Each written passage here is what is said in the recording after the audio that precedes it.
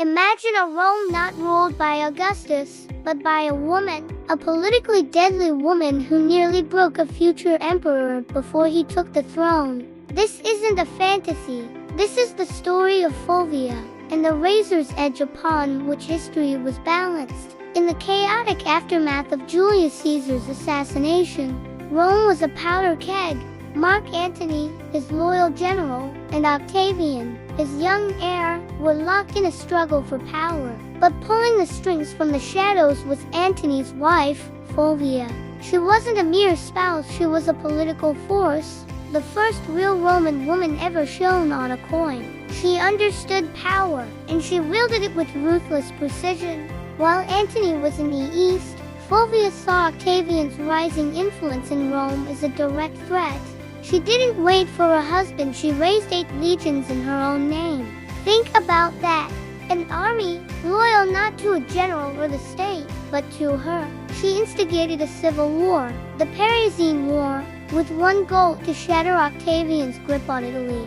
She nearly succeeded. For months, she and Antony's brother, Lucius, held Octavian at bay, trapping him in a siege where starvation and brutal strategy would decide Rome's future. But what if one thing had gone differently? What if a supply line had broken through? What if a key general had defected to her side? What if Fulvia had won the Parisian War? Octavian's defeat would have ended him, his legions scattered, his career over, leaving Fulvia in control of Italy.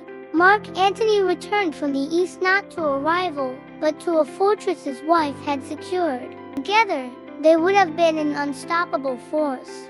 A unified Antony and Fulvia, with eastern legions and Italy under them, would have crushed any rival. There would be no Battle of Actium, no tragic end for Antony and Cleopatra. Instead, history would speak of a different power couple, a Rome ruled not by Augustus, but by the formidable Antony and Fulvia.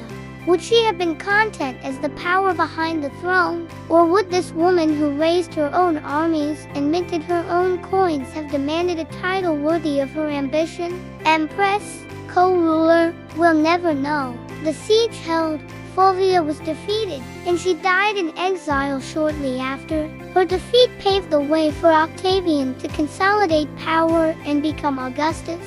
But for a fleeting, desperate moment in history, the world was almost shaped by a different hand. The hand of a woman who dared to challenge a god in the making. Thanks for watching. If you enjoy exploring the what-ifs of history, be sure to subscribe for more.